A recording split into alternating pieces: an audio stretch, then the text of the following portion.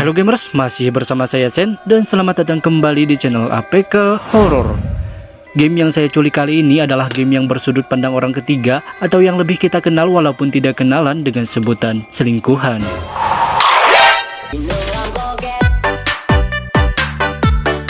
Lanjut, game yang sering disebut dengan third person shooter ini atau disingkat dengan TPS, artinya penempatan kamera saat bermain berada di posisi belakang player yang memungkinkan kita dapat menusuknya dari belakang. Yang dipastikan kita dapat melihat secara langsung bokong karakter yang kita mainkan. Salah satu contohnya adalah seperti game Resident Evil. Penasaran apa saja gamenya? Setelah sungut berbusa-busa loba basa-basi siga basa-biu, inilah full game for you dengan genre horor paling menyetankan bersudut pandang orang ketiga versi APK Horror.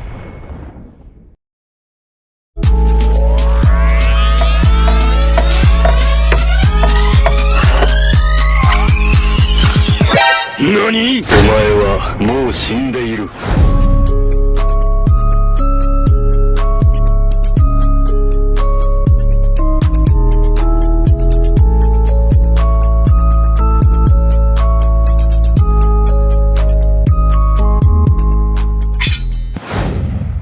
Good morning, everyone. Coming up on today's show, budget problems for the sprawl. Experiencing problems, and residents are preparing a petition. Tethers in place, mining charges ready. Number 1, Dead Space. Sebetulnya ini merupakan game lawas yang mungkin sudah lama bulukan dan hasem, dirilis tahun 2011 untuk perangkat Android, namun telah dihapus kembali dari Play Store sejak tahun 2016.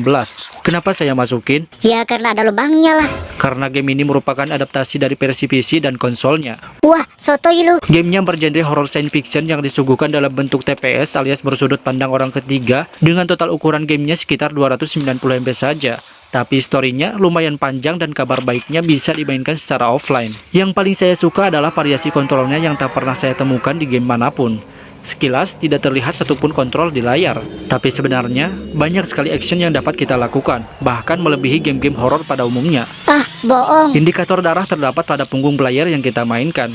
Layar sebelah kiri berfungsi untuk menggerakkan karakter dan juga dapat berputar 90 derajat jika diketuk 2 kali. Mirip sekali dengan game Resident Evil. Layar sebelah kanan untuk pergerakan kamera dan menembak. Bahkan kita bisa mengeluarkan pisau dengan cara men-sweep layar kiri ke atas jika berdekatan dengan musuh.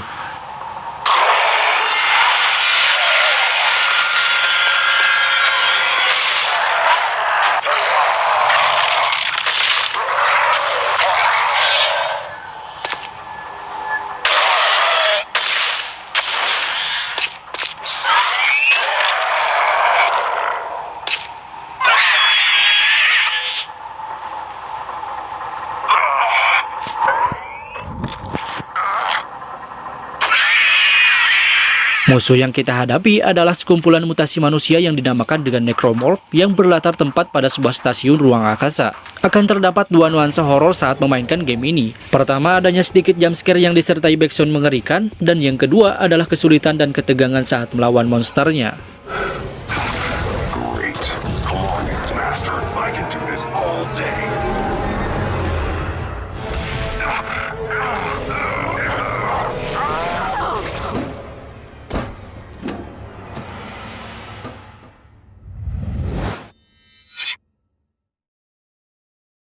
Go back to sleep.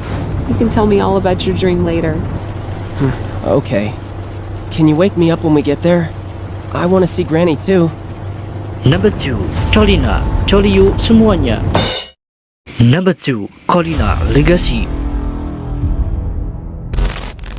Segi gameplay yang disuguhkan dari game ini memang membuat saya tertarik untuk menariknya ke dalam daftar game yang bersudut pandang orang ketiga. Dirilis tahun 2019 berukuran 1,18 GB dengan harga sekitar Rp28.000 dan tidak bisa ditawar. Kalau mau menawar, ya silahkan.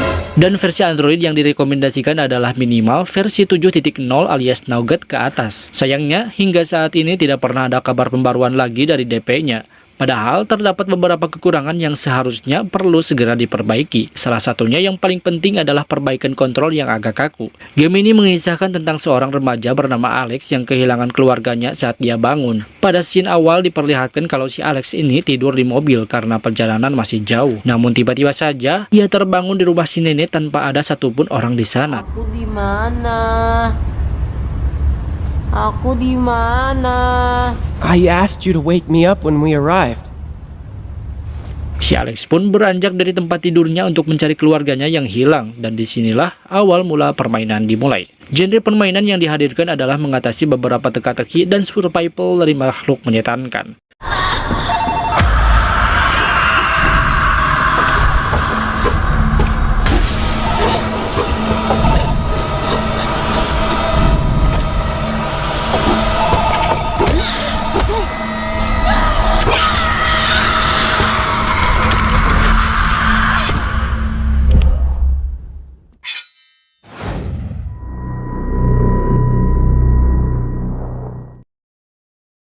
Number 3, Divergent. Di urutan ketiga ini menurut saya konsep permainannya meniru game Resident Evil 4 yang mana karakternya memakai jaket kulit dan diawali dengan mengendarai mobil. Karakter yang kita mainkan bernama Edward. Tanpa berbekal senjata, dia mengunjungi sebuah rumah bernama Mordis untuk mencari adiknya yang hilang di tempat tersebut, yaitu Sarah.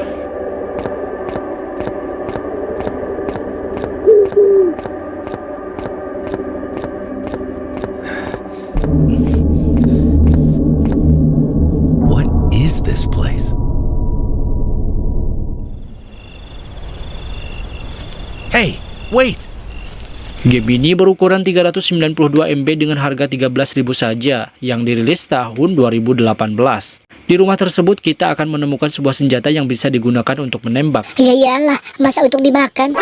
Untuk overall gamenya lumayan bagus dan menarik, tapi masih terdapat kekurangan yang cukup menjengkelkan. Kontrol yang terbilang sederhana namun masih terasa tidak nyaman saat membidik musuh dengan senjata. Animasi monsternya juga terlihat masih kaku dan tidak terlalu menyeramkan. Suka tidak suka, tentukan pilihanmu. Make your choice. What? What's going on?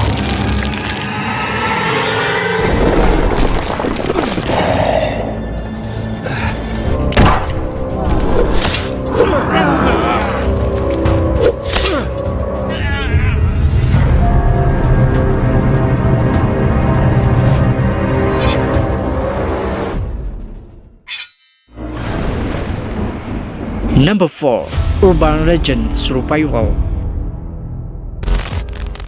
Dan game TPS yang terakhir adalah game bergenre horror survival. Artinya, kita diharuskan untuk bertahan hidup selama mungkin dari kejaran arwah gentayangan pada sebuah kota di abad pertengahan. Tanpa senter, tanpa senjata, aku tanpamu, butiran sampah.